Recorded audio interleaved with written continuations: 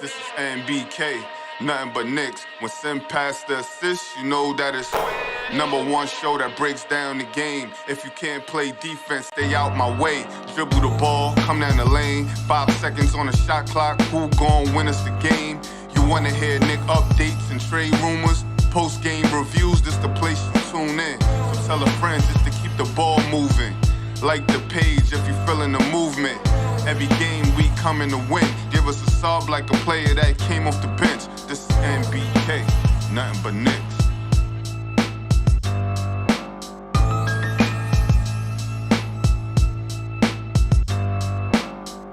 Knicks family, what's poppin'? It's your boy. Surprise, surprise, ladies and gentlemen.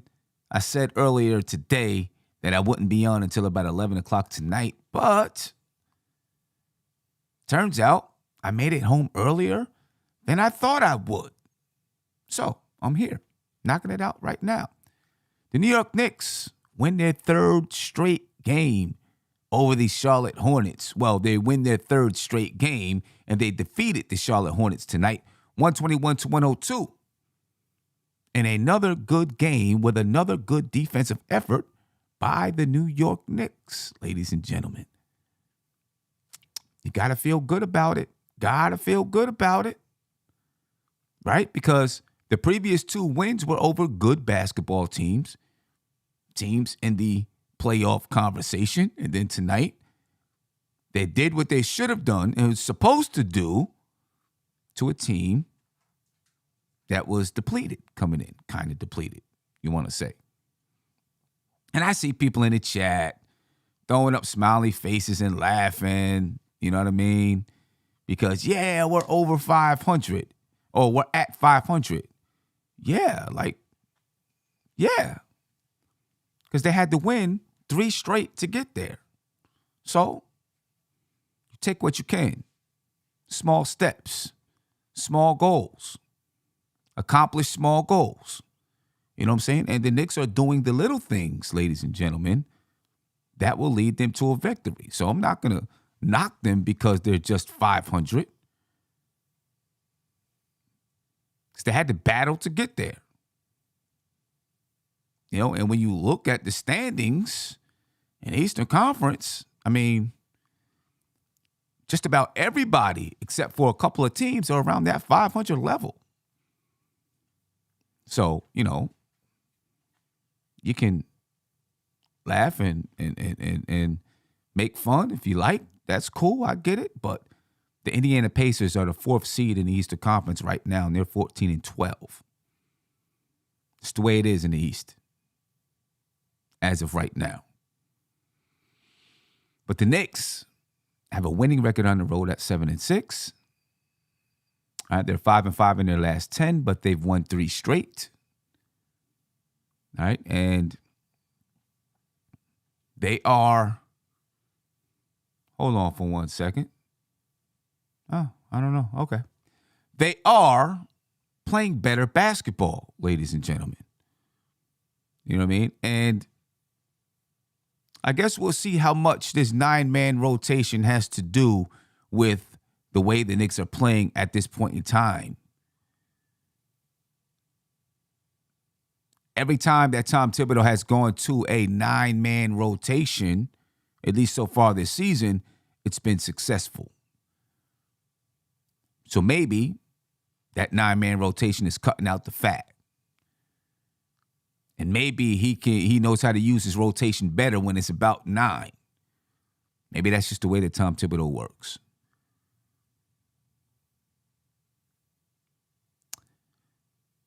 Let me get to the box scores, and then we'll talk about a few things. Actually, one big thing, you know what I mean, with the rotation. But let's talk about the box score first, and then we'll get to that stuff. Definitely want to take your phone calls, ladies and gentlemen. So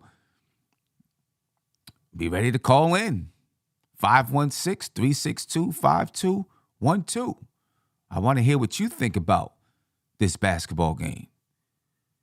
The Knicks were led tonight by Julius Randle with 33 points.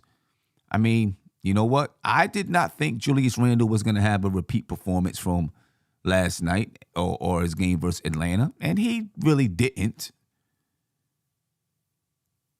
9 for 22 from the field.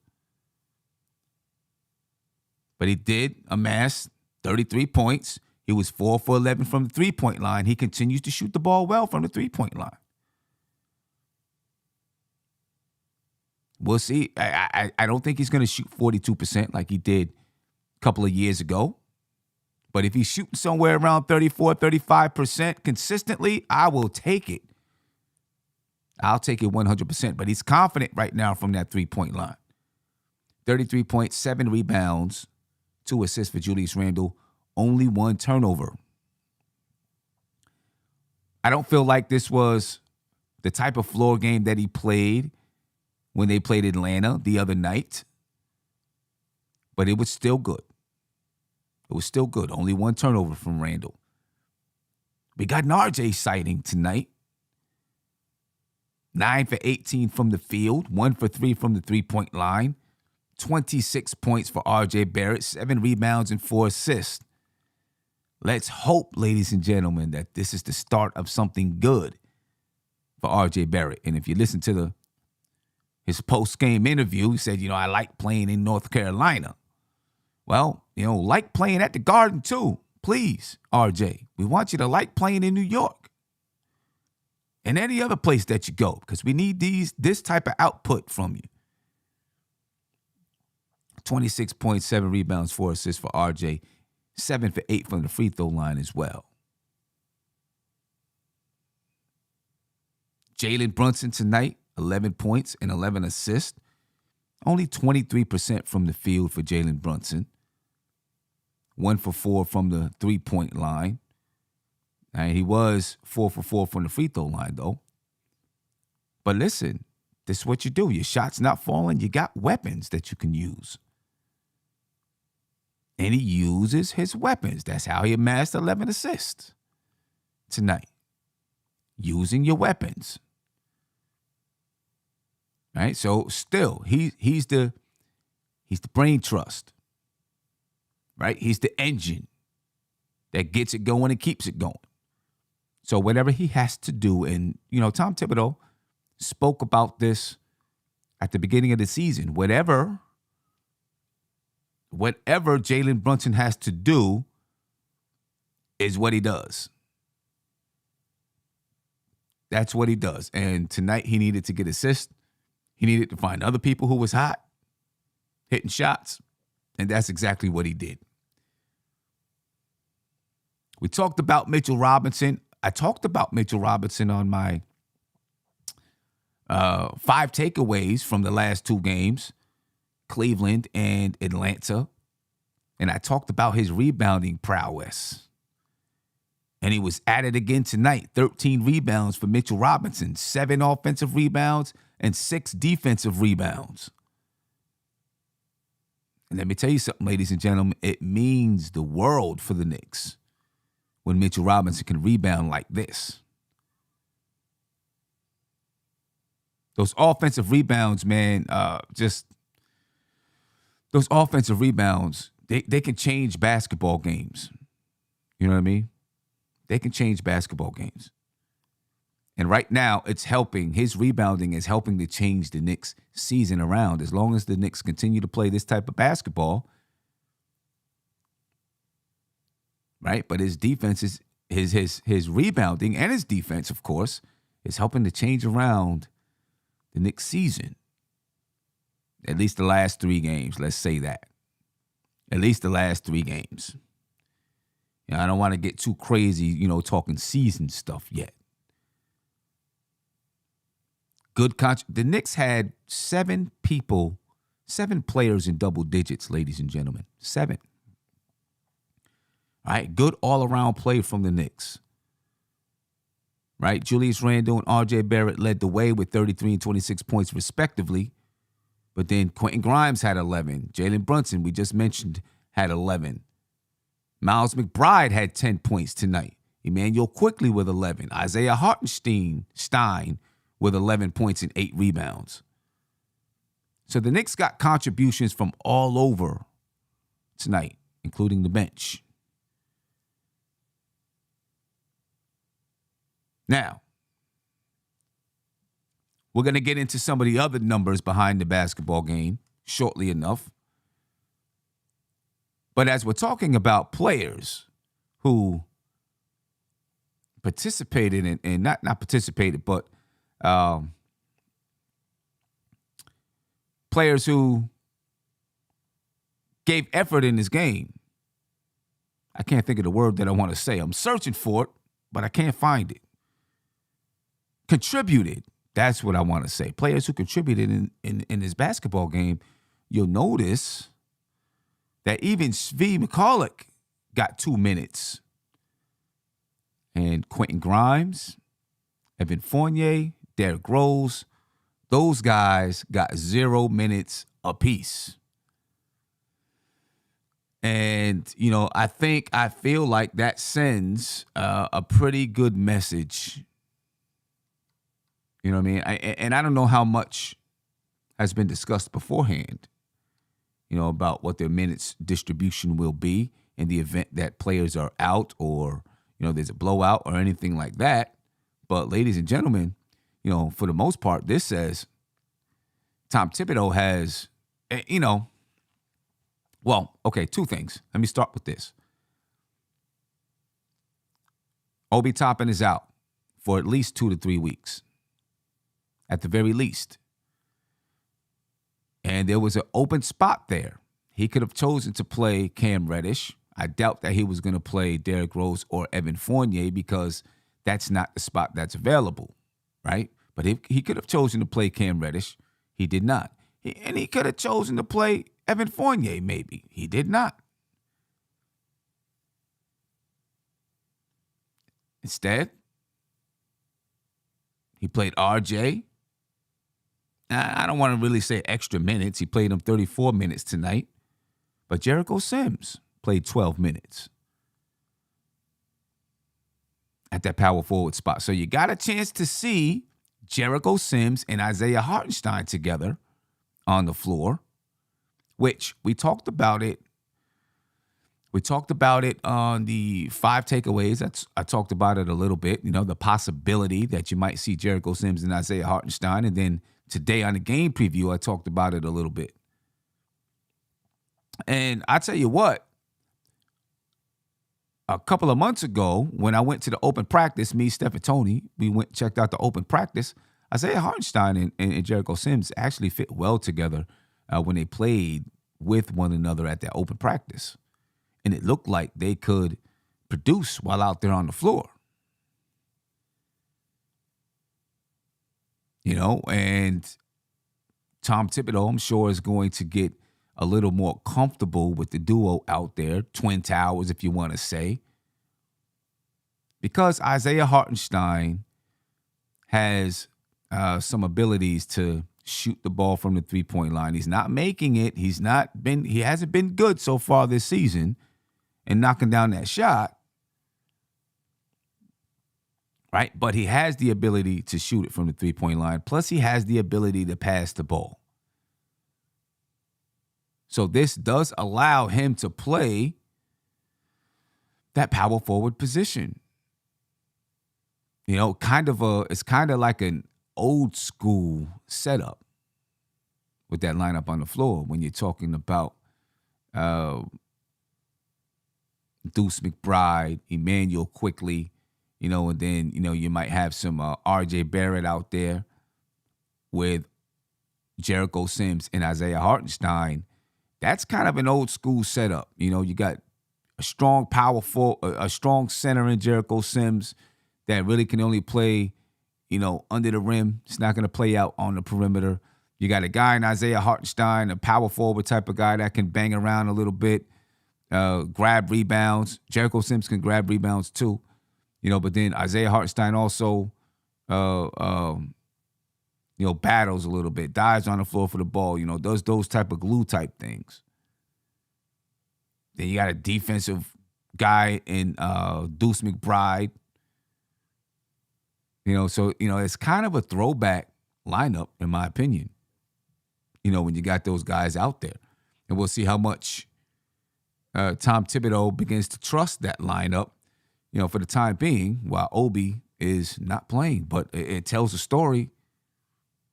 about Cam Reddish. You might not see Cam Reddish at all again this season, ladies and gentlemen, because this was the time to do it. If you were going to bring Cam Reddish back, or if you were Tom Thibodeau and you believed in Cam Reddish, this would be a time to bring him back. And he chose not to. So we'll see how long that goes, how long that lasts, but I feel like it's probably going to last until he's gone. Caller, you live. Tell me your name and where you're from, please. Sam, it's Spree. What's going on, man? What's going on, Spree? How you feeling? Feeling good, man. I'm feeling good. I mean, we're back in this thing now. Back in it? The We're Knicks are back in it, man. Yeah. They're back in it? I mean, that's all you want to do. You just want to be in the conversation. Yep. So, in your opinion, do you think, I mean, obviously we know the defense has been bad, but the Quinn Grimes, McBride, inserting them in the rotation, starting Grimes and playing McBride, do you think that that's the reason we're holding teams under 100 now? I mean, obviously part of it. They're obviously part of it because they're out there on the floor. I think that Mitchell Robinson is part of it too, right? Yeah. Mitch was out for a little while earlier in the season, and you really seen the importance of Mitchell Robinson. Now he's back. It took him a little while. He had to get back in shape, but the past few games he's been playing dynamite basketball, grabbing rebounds.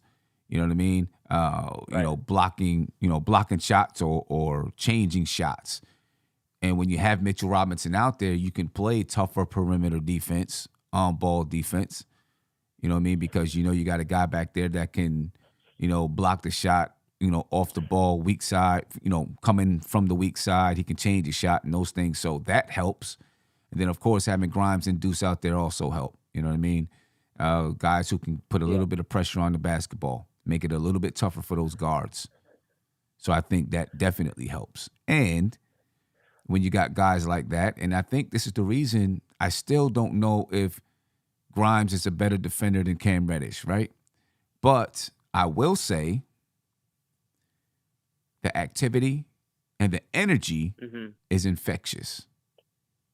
I think it's more consistent. Right? Yeah, I would agree. But just that energy, it's infectious, right? Oh, he's moving. He's constantly in motion. His legs and his arms are always moving. He's poking at the ball.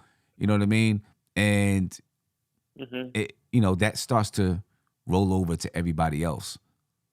You know what I mean? Because like I said, like he has both of those guys, Deuce and Grimes. They have the look of being active. And I mean, they are active. Not that they aren't active, right? But they are active. And they also have the look of being active, where Cam, his is more, he uses his natural gifts to play defense. You know what I mean? Because he has the length and he has good reach and stuff like that. He has the ability to move his feet. I still think he's a good defender. But his style of play isn't infectious.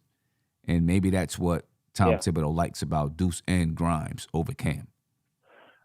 I think that's a good way to say it, because Cam can do it. I mean, but he can turn it on and off. Grimes is more always the vehicle's on, and it can lift and inspire the others. I like how it's also, and maybe it's not all, RJ's played better. I'm not going to just say it's just because of that he doesn't have to work on D because with Grimes, but RJ's starting to play a little better, which is finally. So I don't know if that's a microcosm of now we're getting stops, getting out. He's feeling good about himself, getting some easy buckets. But RJ, I'm happy with him. Let me ask you this on Quentin Grimes really quick. What do you, other than the defense, what do you think? Just tell me what do you see in Grimes offensively, and just tell me where you were at on him. Where am I at with Grimes? Offensively, I still think he's, for the most part, a 3-and-D guy. Okay. Right? That's what I see Grimes as. You know what I mean? I'm not counting on Grimes to create for the team, right? I'm not counting on that. I'm not counting on Grimes to, we're going to throw the ball to him to get a bucket unless he's just hot that night. So his Right. his buckets are going to come. His offense is going to come from others creating it for him, right? Jalen Brunson agree. breaking down the defense and kicking it out. Julius Randle attracting attention and kicking it out. You know what I mean? I think that's where his offense is going to come from. And now, what I think he does well, though, is he doesn't hesitate or think. So when he catches the ball, if he's open, he's shooting it. If he's not open, he's going to take a quick drive to the basket. You know what I'm saying? And there's no thought process. There's no setup dribble. You know what I mean? There's no rhythm dribbles. It's just I got it and I'm going. And then he'll. You don't need to stop. Like I tell, like when we had Carmelo, and I'm not trying to hate on Carmelo and Julius, but like with some players, you need a stopwatch because they over dribble, and like you just you don't ever have to worry about Grimes really over dribbling. He gets off it. He doesn't need a stopwatch when he plays basketball. To me, like you said, he's fast with everything with his moves, which I like. Yeah. And there's some people like Cash Out James is saying he's way more than 3 and D. I don't see him being more than 3 and D right now. I guess if you want to say that he can attack the basket off of a closeout, cool, but there's a lot of 3 and D guys that can do that too. You know what I mean? When I say 3 and D, basically what I'm saying is you're not throwing it to Grimes to create the shot for you. He's getting his shot off of kickouts. He can be a good 3 and D. There's nothing wrong with that. Nothing wrong with it at all. I mean, I don't think with Brunson and Randall and RJ, we don't need more than that. He's a good 3. Like we need the defense, especially more than anything. But I agree with you, Sam. I don't see that. But and then one last thing. And the thing is, though, I don't think we need for him to be a special creator. Now he does have the ability. See, and maybe people don't understand what I'm saying, right? Listen, he gets the ball off the kick out, he automatically attacks the basket or shoots the 3, right? When he attacks the basket, if he attacks it and the defense collapses, he kicks it, right? That's what you're supposed to do. You know what I mean? I don't, and so in that regard, he has the ability to facilitate and find others and create for others. But what I'm saying is, you're not giving Grimes the ball and telling everyone to get out the way so that he can create his own shot or he can create for somebody else. That's not what he does, at least not right now. So, and I'm not throwing him the ball to do that consistently. That's what I'm saying to people. I'm not knocking Grimes. I'm just saying what I see from him right now as a basketball player. I'm not coming at Grimes or knocking him or his ability. I'm just saying you're not throwing him the ball right now and saying, get out the way, go get yours. That's not what he does. That's not how he plays basketball, at least at this point in his career. That's nothing wrong with that. That's cool. You know what I mean? There's nothing wrong with that. I mean, he got 23 points off of playing like that the other night. But it's part of the reason why you see his point production up and down. 23 one night, 11 another night, 7 another night, because his offense is predicated on somebody else penetrating and kicking. You know what I mean? Right. Do you think Rose is getting traded, and do you think Cam is getting traded? I don't know about Rose. Cam, yes. Okay, I agree. Yep. Okay. And then also, where are you at on Sims? Do you want Sims to play? I do. I want him to play.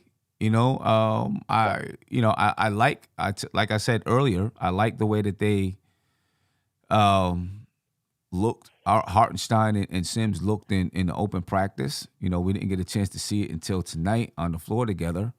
And I think with a little bit more time, they can work together. The good thing is this about them too. Well, Hartenstein is slow, but Sims can have some speed. You know what I mean? So it doesn't necessarily slow down the lineup. I know he's big and bulky, but it doesn't necessarily slow down the lineup, in my opinion. You know what I mean? And then his athleticism erases a lot of,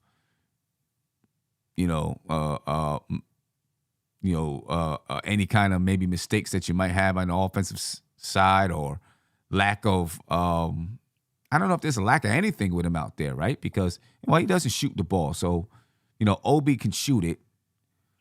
But I think his athleticism kind of erases it a little bit because he can spread the floor vertically. So now you change your style a little bit more, but I still think he brings that positive to the game. Sam, I agree with you, and I'll leave you with this, man. Look, I have a friend who's a Knicks hater who says the last 3 games our defense is not real. We played either depleted teams with guys out, and he's a hater. I'm just gonna say this: the Kings are a good offense. I think they're a top 5 offense this year. We're gonna see if this defense is for real and can translate at home. And I'll leave you with this.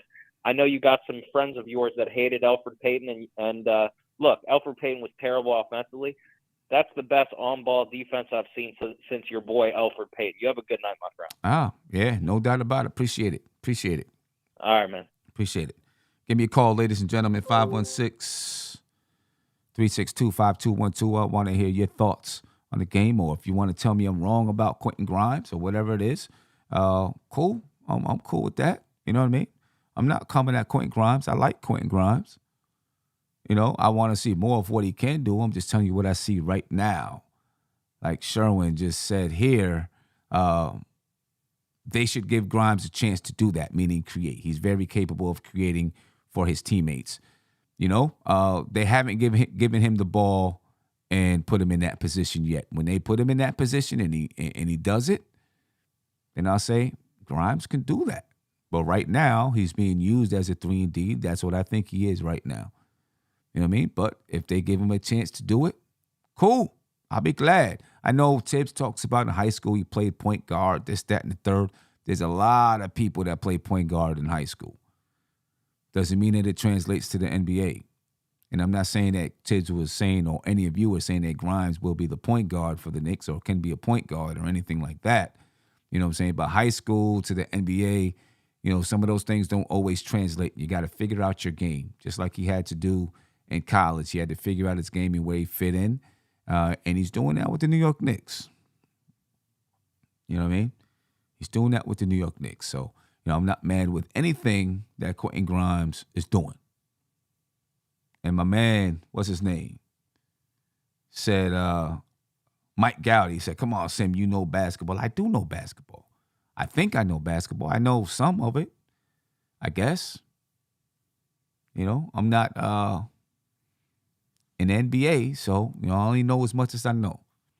And I don't know what I don't know. I'm still learning what I don't know. Anyway, the Knicks, they didn't dominate the glass, but they won the boards tonight, 48-45. I talked about that in the pregame, that the Knicks, in order to win these games, they've got to win the glass. Right? They've got to win the glass, and they did that tonight. By 3, but they did it tonight. They didn't dominate like they did versus Cleveland or versus Atlanta, but they did enough tonight on the glass. Good board work. And plus, they played good defense and held Charlotte to, not good shooting tonight. 25 assists for the Knicks tonight. Better than what they've came into this game averaging. 11 of them from Jalen Brunson. They came into the game averaging, 23, almost 24 assists per game. Let's hope that with the Knicks, they start shooting better. You know what I mean? They'll start to, those assist numbers will go up. 6 steals for the Knicks, 11 blocks, only 11 turnovers. They shot 44% from the field and 38.2% from the three-point line. 86.7% from the free throw line for the Knicks. Charlotte Hornets, only 16 assists on the night. And I didn't think that they were going to be a team that's moving and passing the ball all over the place tonight anyway, because, when you look at the players they have on the floor, no LaMelo Ball, et cetera, they turn into more of an isolation team. You know what I mean? Especially, Terry Rozier, Kelly Oubre, those guys are, isolation-type players right now. You know what I mean? Now, when LaMelo Ball is there, everything changes for the Charlotte Hornets, but LaMelo Ball's not there. They shot 44% from the field. They shot 23% from the three-point line. That number right there, see, that right there is reversed Normally, the Knicks are allowing a team to shoot 38%, and they're shooting 23%. Tonight, the Charlotte Hornets shot 23%, and the Knicks shot 38% from the three-point line. So that is a positive, and we hope that that trend continues for the New York Knicks. All right, because if you want to win basketball games, you got to hit shots. Both teams with 54 points in the paint. The Knicks, 28 second chance points. And we talk about those. We keep talking about these second chance points, these offensive rebounds that Mitch grabs, right? And that is exactly why you need him to grab those offensive rebounds. 16 offensive rebounds for the Knicks tonight, leading to 28 second chance points. The Charlotte Hornets, 12 offensive rebounds, but it only led to 12 points. 18 fast break points for the Charlotte Hornets, 13 for the New York Knicks. All right, the Knicks attempted 34 threes tonight. All right, that's a good number. 34, 35 is a good number. And if they're shooting anywhere from 37 to 40-something%, that's good for the Knicks. The Charlotte Hornets were 6 for 26 tonight. All right, so, good game. I think good game all around from the Knicks. Not everybody shot super duper well. Julius Randle didn't shoot super duper well, but he's playing good basketball. He's hot right now. He's hot right now. So I like how Julius Randle is playing the basketball game. And if he can continue to play this way, Jalen Brunson can continue to do what he does, and R.J. Barrett can stay on his hot streak. Or I don't want to say hot streak. He's not on a hot streak yet. If he can get on a hot streak, start scoring the basketball, maybe you see the Knicks continue to excel and play good basketball, because their schedule coming up is challenging. Right? They play the Sacramento Kings on Sunday, right? And that's an early game. I believe the game begins at 6 o'clock. It'll be back at Madison Square Garden. The Kings right now are 5th in the Western Conference at 13-10. They're 6-4 in their last 10 games. They're 5-6 on the road. They're 8-4 at home. Right? So, maybe the Knicks can take advantage of this, bring their home record to at least 500 right now. If they can win this game, they can climb above 500, and they can bring their home record to 500. Right? And, put themselves in a decent position in the Eastern Conference. They're already at that 7th seed. The Indiana Pacers lost tonight, which allowed the New York Knicks to gain a little bit of, the Pacers won tonight. So they're actually 14-12. They need to update the standings a little bit. All right, they're 14-12. The Pacers are. There you go. Now it's updated. So the Knicks are 7th. They are tied with the Atlanta Hawks. All right, the Hawks are actually the 6th seed now. Okay, so when you're looking at the standings, I read them off earlier. They were wrong. Let me update you. The Nets are 15-12. The Pacers are 14-12. The Hawks are 13-13. The Knicks are 13-13. All right, so the Knicks and the Hawks are tied. The Knicks, the Hawks, and the Raptors are all tied at 13-13. And I assume right now the Atlanta Hawks have the tiebreaker over the New York Knicks. So the Knicks have a chance, ladies and gentlemen. And if they can get a win against the Sacramento Kings, they can continue to climb in those Eastern Conference standings. And I'm pretty sure, listen, you're always going to tell your players, don't focus on the standings and all of that kind of stuff, right? But the players see it. They know what's ahead of them. They know who's ahead of them, and they know what they have to do. And in some ways, it can be a motivating factor. Now, if you're down towards the bottom, you probably don't want to look at the standings. But if you're where the Knicks are right now, you might want to look and say, okay, if we keep playing this type of basketball, we can do some things. All right. Kerry Cox asks, is Julius Randle All-Star game worthy? I believe voting started. I think voting might have already started. Or if it didn't, I seen something about, All-Star voting. Is he worthy of it?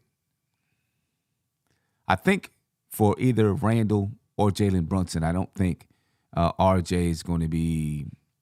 He just hasn't shot efficiently enough, in my opinion. But for either Randall or Brunson to have a chance, the Knicks have got to be above 500. I mean, there's so many players in the East. It's going to be tough. I'm more concerned with them. What I want, being all-star caliber. And then it depends on how good your team is. If the Knicks can go on a little bit of a run and move themselves into the top 4 in the Eastern Conference, now you can really have a conversation about either one of those guys. Would it be both? I doubt it. But you can have a conversation about either one of them. Now, if Julius Randle were to become an all-star, that'd be 2 times in 3 years that he's an all-star.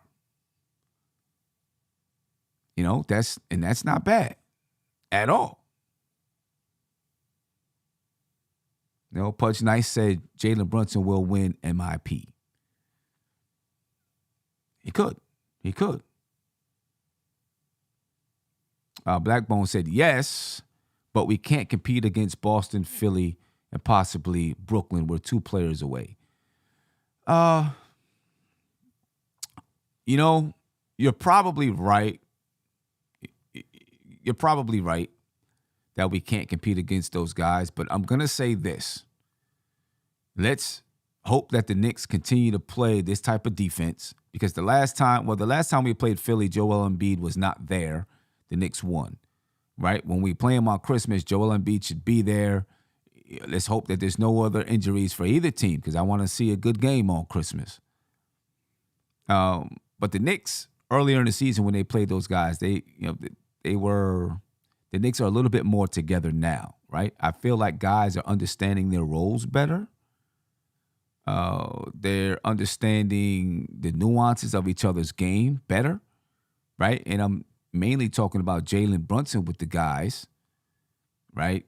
And then, Isaiah Hartenstein and Jericho Sims is, played tonight off the bench. Deuce has been playing the last 3 games. So those guys are learning their roles in that unit, right? But that starting group they look confident together, right? And I think they feel like they can play with anybody. And if the defense now begins to come together and they can start to get stops, let's see what we do then. I'm not predicting that we'll be as good as them or anything like that. I just want to say, let's see what we do then. But you're probably right. We probably can't compete with those teams, right? But, those teams could be, well, I don't know if Brooklyn's going to end up being top 3. Milwaukee, Boston, and then probably Philadelphia will be top 3.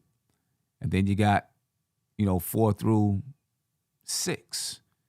See who falls in that range. You know what I mean? See who falls in that range. But I want to go back and talk about the Sacramento Kings. That Sacramento game is going to be a tough one. Right? That's going to be a tough one. And the Knicks are going to need Deuce, and they're going to need Quentin Grimes to give, the type of defensive efforts they have been giving. Right? But the Sacramento Kings right now, like I said, 13-10 on the season. They're playing good offense. They're playing like a scrappy team. This going to be a tough win. The one thing is, I don't want to say a tough win. This is going to be a tough game. Now, they haven't been playing, they're below 500 on the road at 5-6, but that's still, that's still good, 5-6, right? They are the second best scoring team in the league at 119.3 points per game. All right, the Knicks at this point are at about 114 points per game. All right, they're number 4 in the league in field goal percentage at 49.2%. 3-point attempts. Let's see, where's the Sacramento Kings in 3-point attempts? They are 15th in the league in 3-point attempts and 3-point percentage.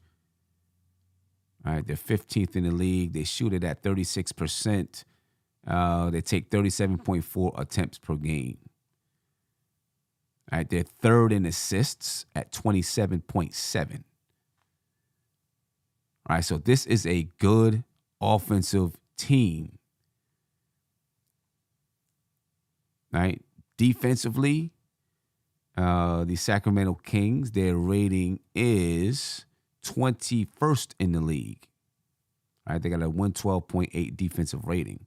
The New York Knicks have climbed to 17th in the league at 112. All right, let's see if the Knicks can climb back up to get into that top 10. Right, because there was a point in time this season when the Knicks were down towards the bottom of the league. Right, like 27th or something like that in defensive rating. So they've climbed back up. They're currently at 17th. All right, so this should be a team that the Knicks can score on. My question is, can they be as efficient as the Sacramento Kings, right? The Kings right now are 5th in offensive rating at 115.9. The New York Knicks are 13th in offensive rating at 112.3. So this is going to be an interesting basketball game and a game that the Knicks, it's going to test their defense, right? If we're talking about the Knicks turning the corner defensively, the Sacramento Kings will test their defense, in my opinion. And the Knicks will, going to have to prove, hey, this is for real. Right? This is for real. When you look at, what guys from the Sacramento Kings are doing right now, De'Aaron Fox is averaging 23 points a game, 5 rebounds, and 5.6 assists.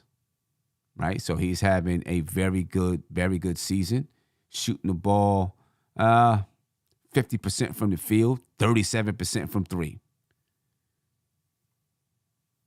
So definitely Quentin Grimes is going to have to be ready to play some defense. Domantas Sabonis, forgot about Domantas Sabonis being there, 17 points, 11 rebounds, 6.6 assists per game. All right, so he's doing his thing, and those are normal numbers for Domantas Sabonis.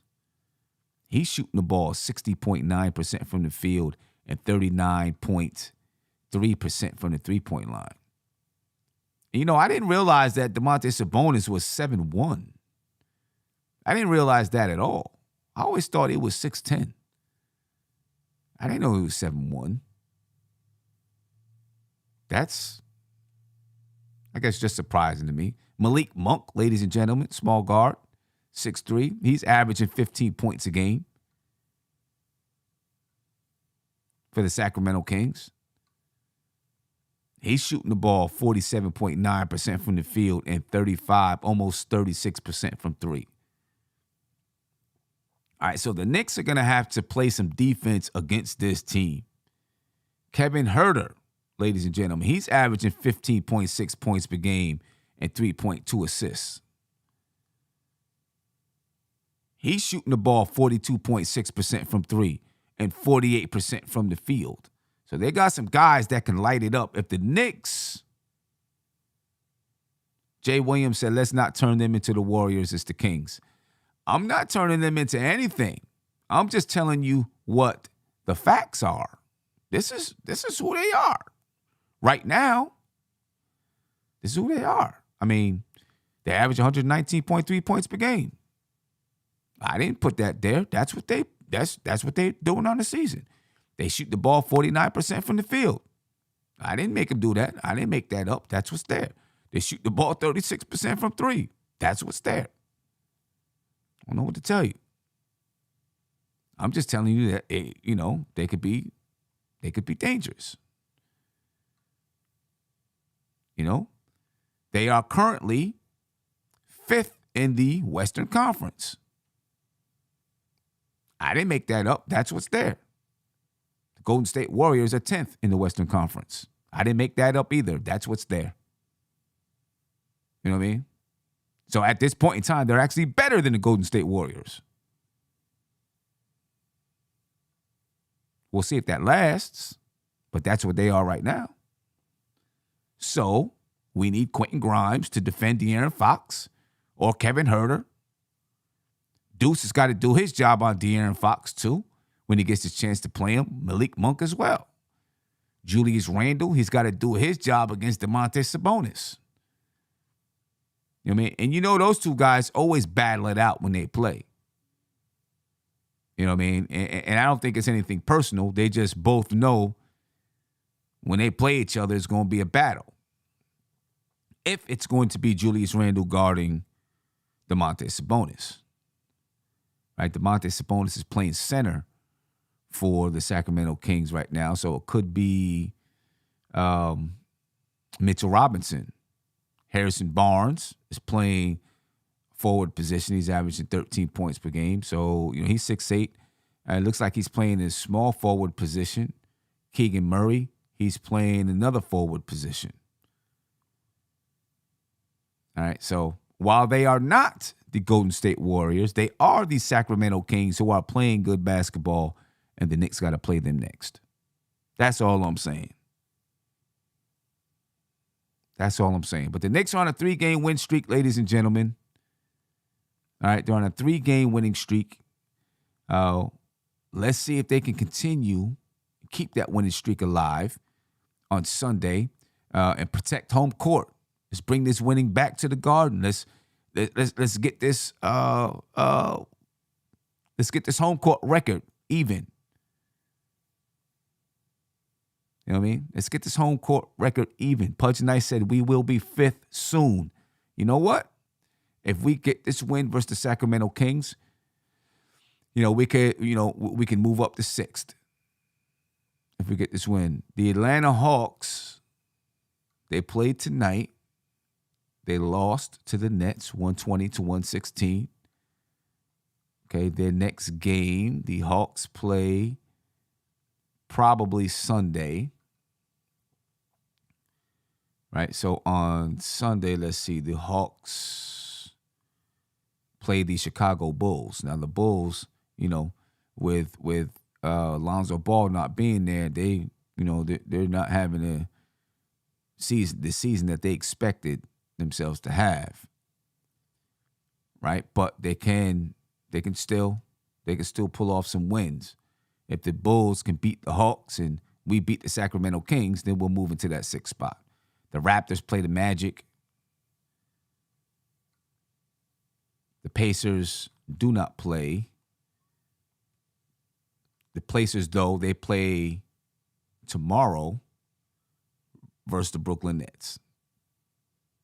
So, that game right there will have some implications on the Knicks' current seeding in the Eastern Conference. So, ladies and gentlemen, see what the Knicks can do. See if they can bring this winning streak back to the Garden and win some basketball games. Again, good night from the Knicks. scoring all the way around. Good scoring, good even scoring all the way around. Julius Randle, 33 points and 7 rebounds. RJ Barrett, 26.7 rebounds, 4 assists. All right. I've got RJ up there twice for some reason. I don't know why. Let me take RJ down. Mitchell Robinson, 6 points, 13 rebounds. Jalen Brunson, 11 points and 11 assists. Other guys, a lot of guys got into the scoring action tonight, ladies and gentlemen. A lot of guys did. All right, even scoring, 11 points for Quentin Grimes. Miles McBride had 10 points. Emmanuel Quickly, 11 points. Isaiah Hartenstein had 11 points and 8 rebounds. All right, and again, ladies and gentlemen, just to remind you, and I'm going to talk about this again on my 5 takeaways from the game, Tom Thibodeau decided to go with Jericho Sims over Cam Reddish. Decided to go with Jericho Sims. So I think that tells a story. I'm going to be watching and paying attention to see, what the Knicks are looking to do with Cam Reddish. I expect there's going to be a move, and I think he's going to end up in LA. I just feel like he could end up there. Like I said before, that would be the best spot for him with that guy over there, LeBron James, plus Clutch. He's with Clutch Sports. So they know what kind of potential Cam has, and maybe LeBron could get it out of him, and they need an injection of youth over there. So we'll see if that's something that happens with Cam. That's where I think he might end up. We'll see what happens with Evan Fournier and Derrick Rose. Derrick Rose may not go anywhere, in my opinion. The reason why I say that is because this is the last year of his contract. The Knicks probably won't pick it up. Right? So if they don't pick up his contract in the summertime, now you're talking about him just, being a free agent and moving on to some other place. Unless there's a team that feels like Derrick Rose is the veteran leadership that they need to help him get over the hump. But, Derrick Rose isn't just going anywhere. You know what I mean? Derrick Rose, I still feel, is either going to be with Tom Thibodeau in New York or in Chicago or somewhere around Chicago. Right? If the Knicks do not pick up, the Knicks will not pick up that $15 million option for Derrick Rose. They will not. That's what I believe. They won't pick it up. Now, they can not pick it up, but still offer him a smaller contract. Now, we'll see if he decides to take it. If not, I think he's headed to Chicago, and he'll finish his career in Chicago.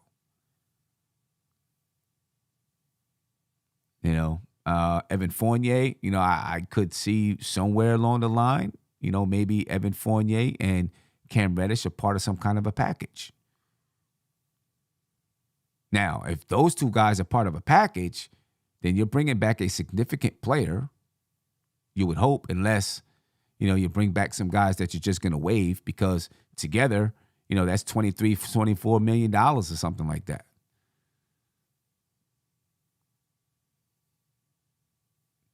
We'll see. I'm hoping that Leon Rose is on the phones trying to make something happen. You know what I mean? Donald Cannon said, Sam, if he goes to L.A., then what do we get? Hope it's not draft picks. That's the only thing about the L.A. thing, Don. That's the only thing about it. They don't want to give up draft picks. Like, they expended all of their draft picks to bring in Anthony Davis and those guys, so that they could win championships. So they don't want to give up their draft picks. I believe this year's draft pick, I think, goes to the New Orleans Pelicans. So I don't know what you get. You know what I mean? Me and Tony were talking about, what you might get from the Lakers. I really don't have any interest in Kendrick Nunn. I see his name floated around out there. For what? Why? You know what I mean? I mean, we already have Jalen Brunson. He's not a game changer, in my opinion, at any kind of a point guard spot. I'd much rather just continue to rock with IQ and Deuce and see where that goes. Same thing with Pat Beverly. I love what Pat Beverly does and what he brings. But who is he playing over? You're not playing IQ, Deuce, and Pat Beverly.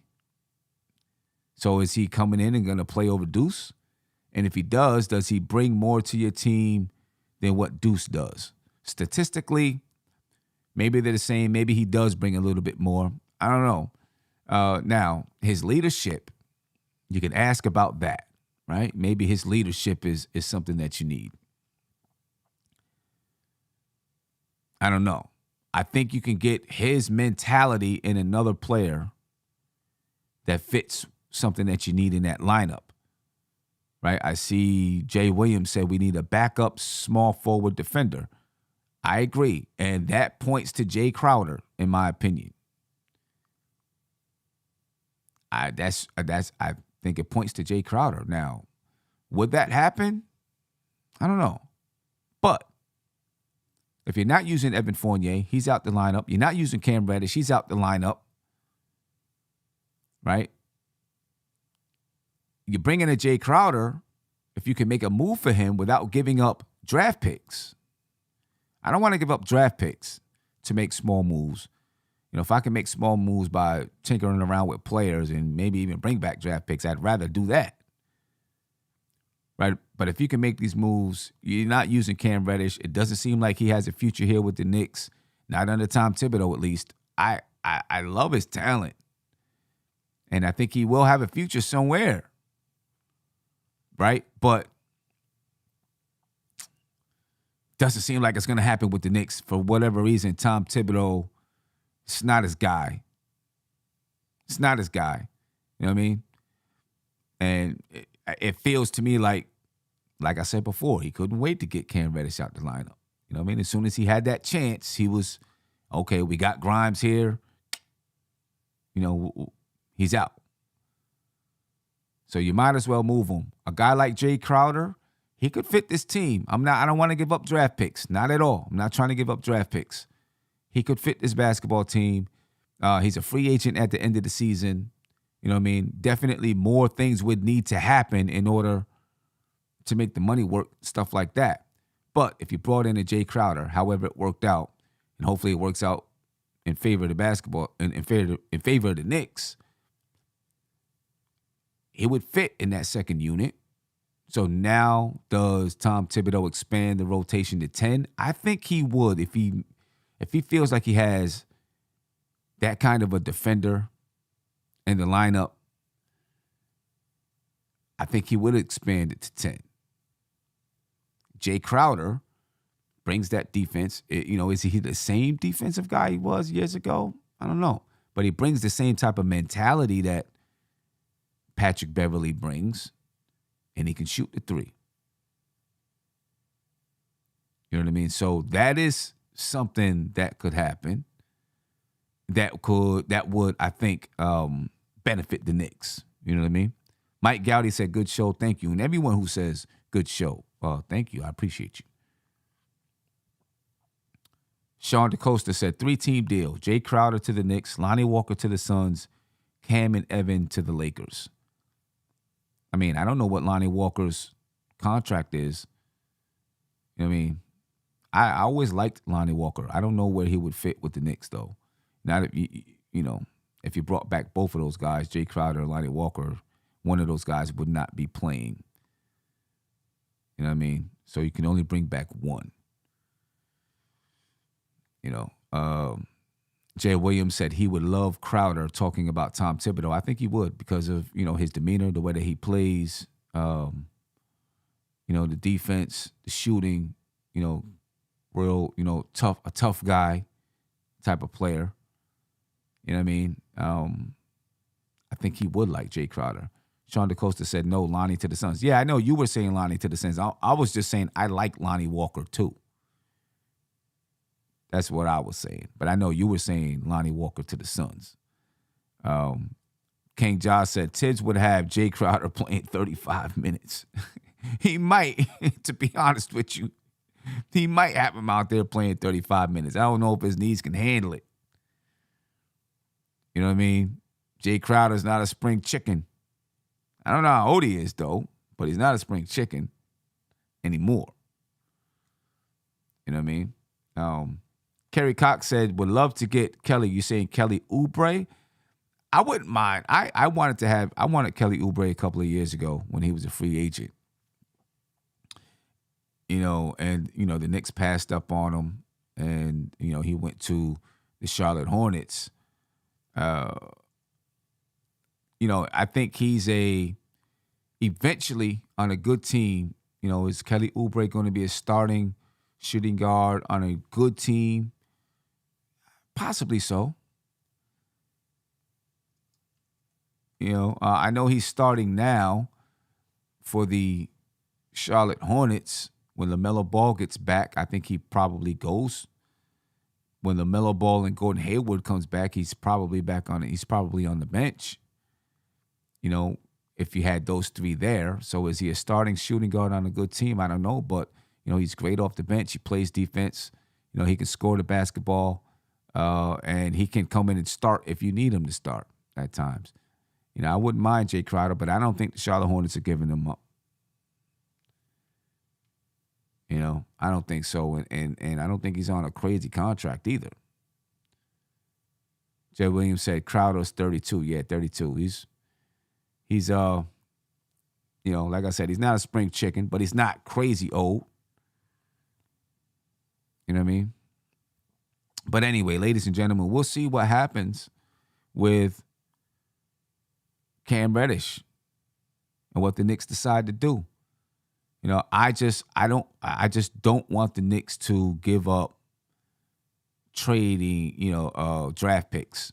I don't want to give up those type of assets for a player that's not going to move the needle, in my opinion. I think a guy like Jay Crowder shores up your defense a little bit because now you have a wing player that can defend, some of these wings that's out there, right? So, if you can get Jay Crowder without giving up a whole bunch of stuff, draft picks and things like that, and and it's just swapping players, I'm all for it. If it comes down that you got to give up draft picks, then I don't know. Because I want to save those draft picks for somebody significant. Now, I will say the Knicks have some draft picks that they're going to have to use this. They're not going to draft all these guys. And I'm not exactly sure how many draft picks they have this year, but I know the Knicks have their own draft pick. They have Dallas's draft pick, and they have some other protected picks that could come their way. The Knicks aren't drafting all these guys, so what are you doing with those picks? You know what I mean? Are they going to try to move those picks along, and trade them for picks later on? Are you going to be able to draft those players and then trade those players to another team? You got to do something with those picks, though. Or you got to do something. The only other thing I can see is that you draft the players and you stash them in the G League, right? And now you got maybe a first round guy in the G League, but I don't want to put a first round guy in the G League. I want him to play. If you're getting a good first round draft pick, could they couple those picks? We'll see what happens. The Knicks, I think, are going to be kind of busy at the trade deadline. They have to. Now, the moves may not be significant, big moves. They may be smaller moves that, like I said, does something with those draft picks, moves it down the line, so that you now have those draft picks in another year. Teams that need draft picks this year might, trade for draft picks, may trade draft picks that they have later or something like that. So, we could see that happening with the Knicks. But they got to do something with them. They got to do something with them this year. You know what I mean? So I don't, we'll see where the Knicks go. I think they'll be active at the trade deadline with guys like Fournier and Cam Reddish and even Derrick Rose, I think the Knicks will be active in looking to put together packages to move those guys, to maybe bring back someone who can play in this, in that 10th spot, and then either get younger players that you can stash in the G League or whatever, or move those draft picks down the line. But anyway, we'll see, ladies and gentlemen. I'm going to get up out of here. Look forward to my 5 takeaways sometime tomorrow. All right? Look forward to those. I want to say congratulations to my young ladies. We got our first win tonight. It was, we actually got a 44-point win tonight. So congratulations to them for getting their first win. We'll see if we can put together a winning streak now. But I'm out, ladies and gentlemen. I appreciate your time. Look forward to those 5 takeaways. I'll see you live on Sunday for the game preview as well as the post-game show. All right? Be easy. Have a great weekend. I'm out. Peace. This is NBK, nothing but Knicks. When Sim passed the assist, you know that it's #1 show that breaks down the game. If you can't play defense, stay out my way.